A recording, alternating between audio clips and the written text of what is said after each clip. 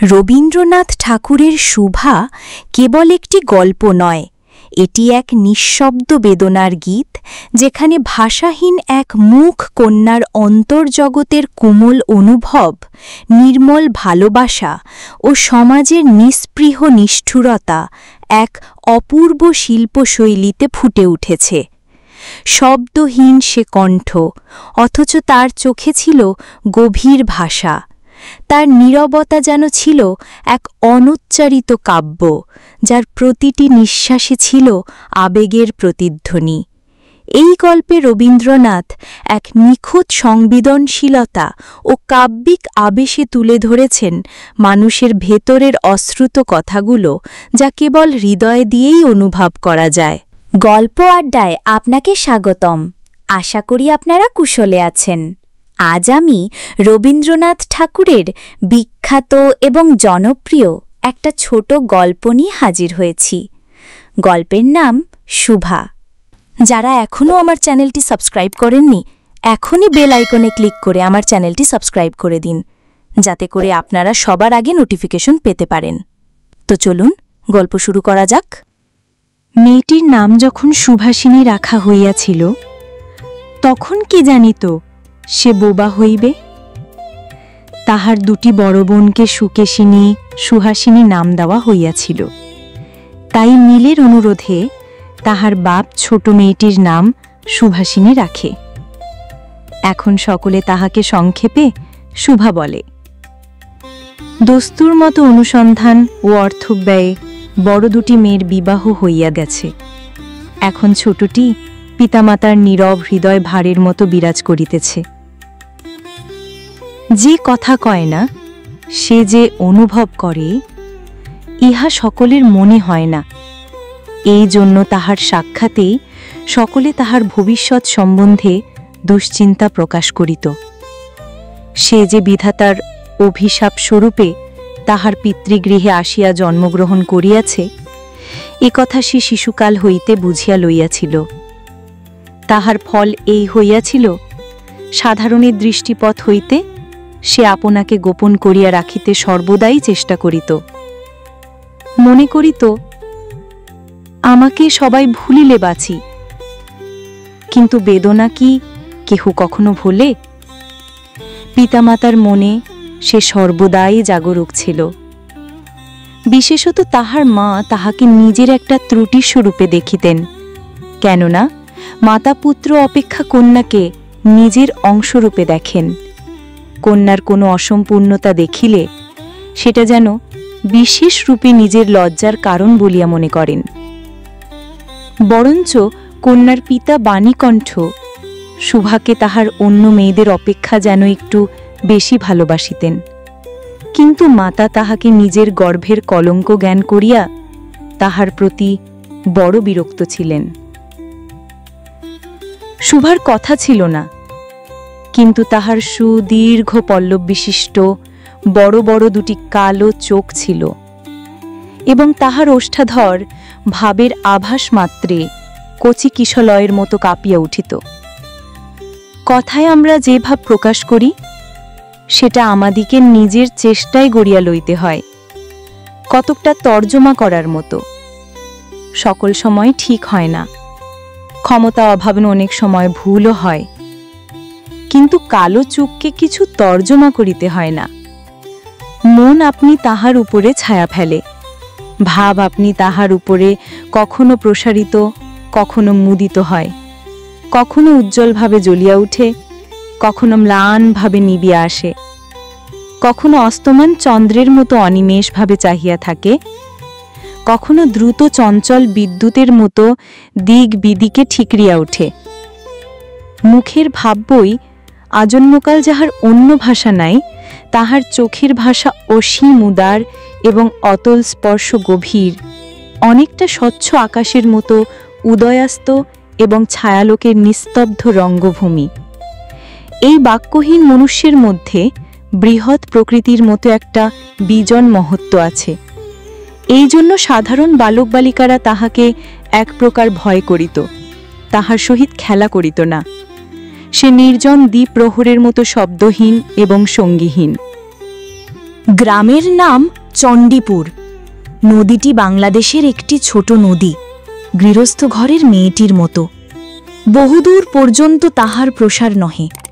নিরলসা তন্নি নদীটি আপন কুল রক্ষা করিয়া কাজ করিয়া যায়। দুই ধারের গ্রামের সকলেরই সঙ্গে তাহার যেন একটা সম্পর্ক আছে। দুই ধারে লোকালয় এবং তরুচ্ছায়া ঘন উচ্চ তট, নিম্নতল দিয়া গ্রামলক্ষ্মী স্রোতস্বিনী আত্মবিস্মৃত দ্রুত পদক্ষেপে প্রফুল্ল হৃদয়ে আপনার অসংখ্য কল্যাণ কার্যে চলিয়াছে। বাণীকঞ্চের ঘর নদীর একেবারেই ওপরেই। তাহার বাখারির বেড়া, আটচালা, গোয়ালঘর, ঢেকিশালা, খড়ের স্তূপ, তেঁতুলতলা, আম, কাঁঠাল এবং কলার বাগান নৌকাবাহী মাত্রেরই দৃষ্টি আকর্ষণ করে। এই গার্হস্থ সচ্ছলতার মধ্যে বোবা মেয়েটি কাহারও নজরে পড়ে কিনা জানি না, কিন্তু কাজকর্মে যখনই অবসর পায় তখনই সে এই নদী তীরে আসিয়া বসে।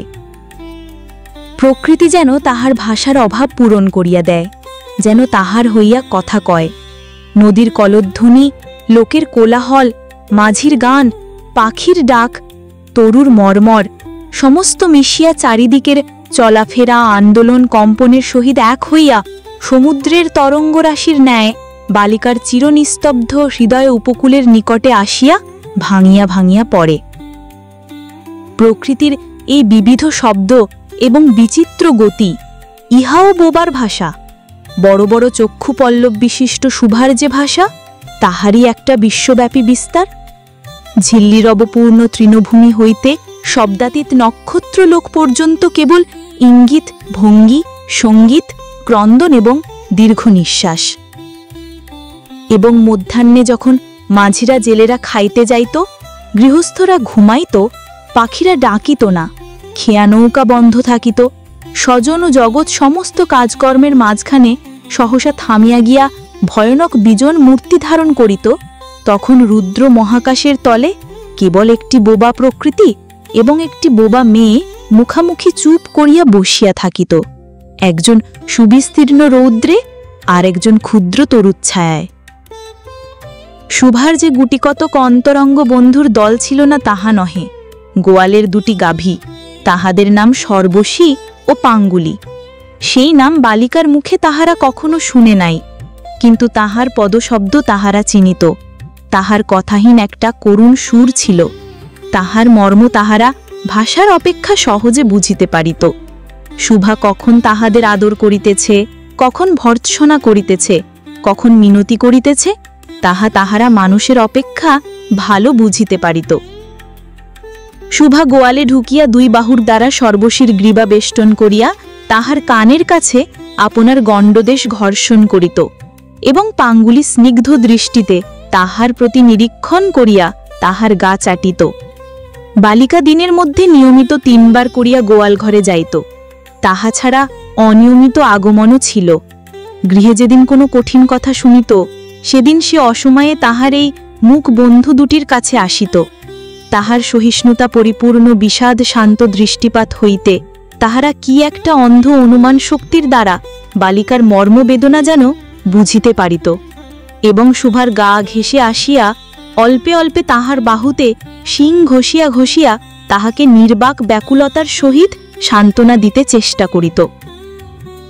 ইহারা ছাড়া ছাগল এবং বিড়াল শাবকও ছিল, কিন্তু তাহাদের সহিত শুভার এরূপ সমকক্ষ ভাবের মৈত্রী ছিল না। তথাপি তাহারা যথেষ্ট আনুগত্য প্রকাশ করিত। বিড়াল শিশুটি দিনে এবং রাত্রে যখন তখন শুভার গরম কোলটি নিঃসংকোচে অধিকার করিয়া সুখনিদ্রার আয়োজন করিত এবং শুভা তাহার গ্রীবা ও পৃষ্ঠে কোমল আঙ্গুলি বুলাইয়া দিলে যে তাহার নিদ্রাকর্ষণের বিশেষ সাহায্য হয়, ইঙ্গিতে এরূপ অভিপ্রায়ও প্রকাশ করিত। উন্নত শ্রেণীর জীবের মধ্যে শুভার আরও একটি সঙ্গী জুটিয়াছিল, কিন্তু তাহার সহিত বালিকার ঠিক কিরূপ সম্পর্ক ছিল তাহা নির্ণয় করা কঠিন, কারণ সে ভাষাবিশিষ্ট জীব। সুতরাং উভয়ের মধ্যে সমভাষা ছিল না। গোসাইদের ছোট ছেলেটি, তাহার নাম প্রতাপ, লোকটি নিতান্ত অকর্মণ্য। সে যে কাজকর্ম করিয়া সংসারের উন্নতি করিতে যত্ন করিবে, বহু চেষ্টার পর বাপমা সে আশা ত্যাগ করিয়াছেন। অকর্মণ্য লোকের একটা সুবিধা এই যে আত্মীয় লোকেরা তাহাদের উপর বিরক্ত হয় বটে, কিন্তু প্রায় তাহারা নিঃসম্পর্ক লোকদের প্রিয়পাত্র হয়, কারণ কোনো কার্যে আবদ্ধ না থাকাতে তাহারা সরকারি সম্পত্তি হইয়া দাঁড়ায়। শহরে যেমন একাধটা গৃহসম্পর্কহীন সরকারি বাগান থাকা আবশ্যক, তেমনি গ্রামে 2-4টা অকর্মণ্য সরকারি লোক থাকার বিশেষ প্রয়োজন। কাজে কর্মে আমোদে অবসরে যেখানে একটা লোক কম পড়ে, সেখানেই তাহাদিকে হাতের কাছে পাওয়া যায়। প্রতাপের প্রধান শখ ছিপ ফেলিয়া মাছ ধরা। ইহাতে অনেকটা সময় সহজে কাটানো যায়। অপরাহ্নে নদী তীরে ইহাকে প্রায় এই কাজে নিযুক্ত দেখা যাইত, এবং এই উপলক্ষে শুভার সহিত তাহার প্রায় সাক্ষাৎ হইত। যে কোনো কাজেই নিযুক্ত থাক, একটা সঙ্গী পাইলে প্রতাপ তাকে ভালো। মাছ ধরার সময় বাক্যহীন সঙ্গী সর্বাপেক্ষা শ্রেষ্ঠ। এই জন্য প্রতাপ শুভার মর্যাদা বুঝিত। এই জন্য সকলেই শুভাকে শুভা বলিত। প্রতাপ আরেকটু অতিরিক্ত আদর সংযোগ করিয়া শুভাকে সু বলিয়ে ডাকিত। শুভা তেঁতুলতলায় বসিয়া থাকিত এবং প্রতাপ অনতি দূরে মাটিতে ছিপ ফেলিয়ে জলের দিকে চাহিয়া থাকিত। প্রতাপের একটি করিয়া পান বরাদ্দ ছিল, শুভা তাহা নিজে সাজিয়া আনিত এবং বোধ করি অনেকক্ষণ বসিয়া বসিয়া চাহিয়া চাহিয়া ইচ্ছা করিত প্রতাপের কোনো একটা বিশেষ সাহায্য করিতে, একটা কোনো কাজে লাগিতে, কোনো মতে জানাইয়া দিতে যে এই পৃথিবীতে সেও একজন কম প্রয়োজনীয় লোক নহে।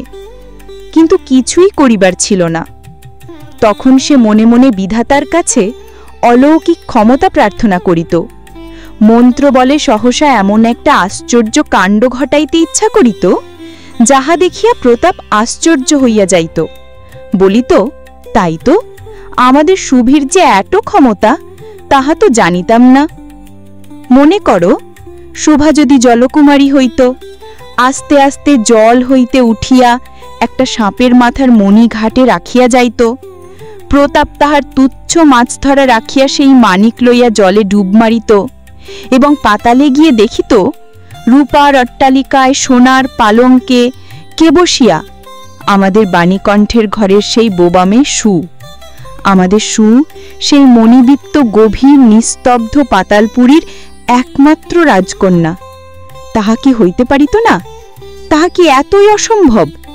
আসলে কিছুই অসম্ভব নয়, কিন্তু তবুও সুপ্রজাশূন্য পাতালের রাজবংশে না জন্মিয়া বাণীকণ্ঠের ঘরে আসিয়া জন্মিয়াছে এবং গোসাইদের ছেলে প্রতাপকে কিছুতেই আশ্চর্য করিতে পারিতেছে না। শুভার বয়স ক্রমেই বাড়িয়া উঠিতেছে। ক্রমে সে যেন আপনাকেই আপনি অনুভব করিতে পারিতেছে, যেন কোনো একটা পূর্ণিমা তিথিতে কোনো একটা সমুদ্র হইতে একটা জোয়ারের স্রোত আসিয়া তাহার অন্তরাত্মাকে এক নতুন অনির্বচনীয় চেতনার শক্তিতে পরিপূর্ণ করিয়া তুলিতেছে। সে আপনাকে আপনি দেখিতেছে, ভাবিতেছে, প্রশ্ন করিতেছে এবং বুঝিতে পারিতেছে না।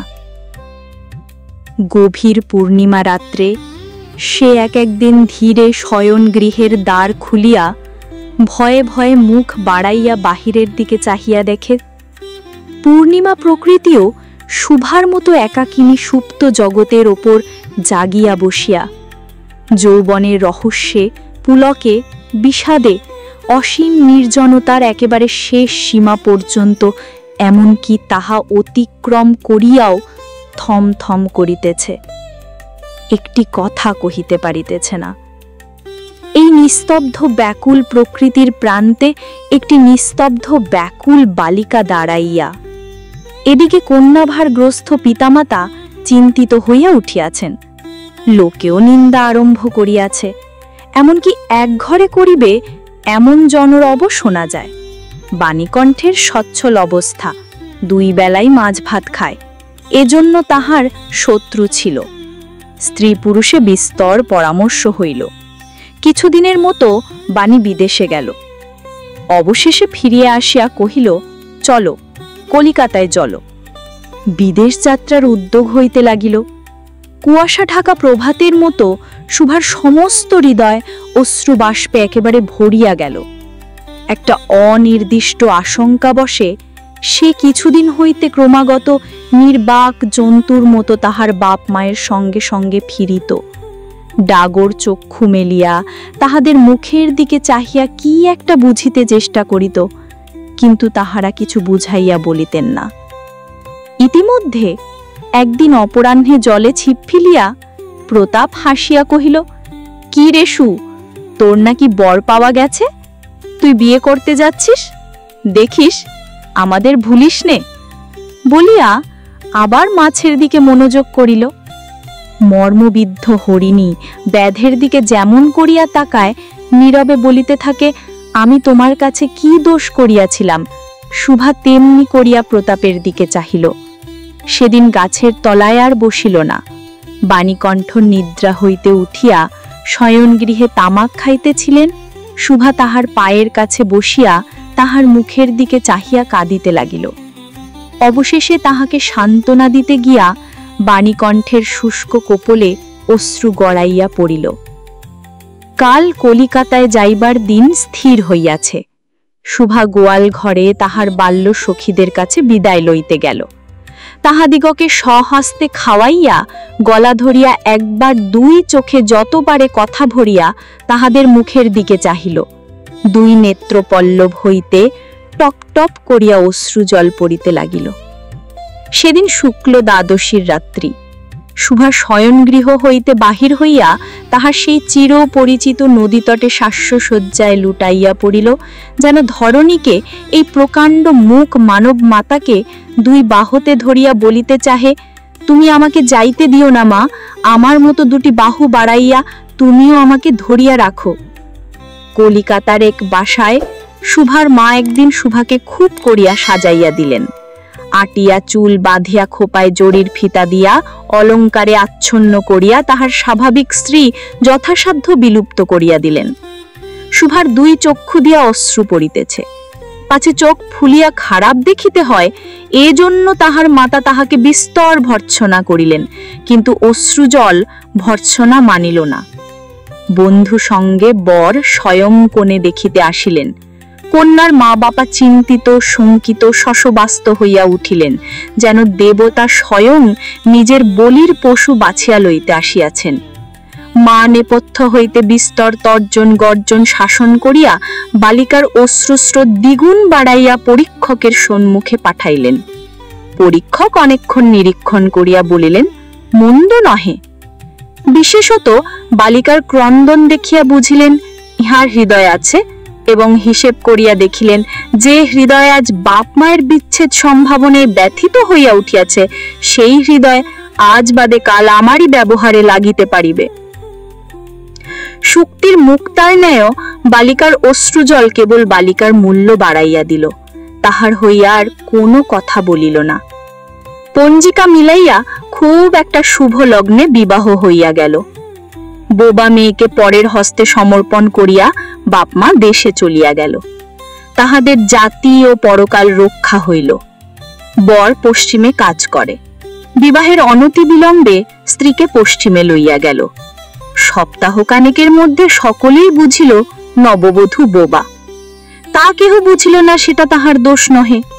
সে কাহুকে প্রতারণা করে নাই, তাহার দুটি চক্ষু সকল কথাই বলিয়াছিল, কিন্তু কেহ তাহা বুঝিতে পারে নাই। সে চারিদিকে চায়, ভাষা পায় না। যারা বোবার ভাষা বুঝিত সেই আজন্ম পরিচিত মুখগুলি দেখিতে পায় না। বালিকার চির নীরব হৃদয়ের মধ্যে একটা অসীম অব্যক্ত ক্রন্দন বাজিতে লাগিল। অন্তর্যামী ছাড়া আর কেহ তাহা শুনিতে পাইল না। এবার তাহার স্বামী চক্ষু এবং কর্ণেন্দ্রিয়ের দ্বারা পরীক্ষা করিয়া একটি ভাষা বিশিষ্ট কন্যা বিবাহ করিয়া আনিল। শুনছিলেন রবীন্দ্রনাথ ঠাকুরের বিখ্যাত ছোট গল্প শুভা। এতক্ষণ সাথে থাকার জন্য ধন্যবাদ। আবার কোনো নতুন গল্প নিয়ে হাজির হব আপনাদের সামনে। ততক্ষণ ভালো থাকবেন। আর হ্যাঁ, চ্যানেলটি সাবস্ক্রাইব করতে ভুলবেন না। আমাদের সাথেই থাকুন।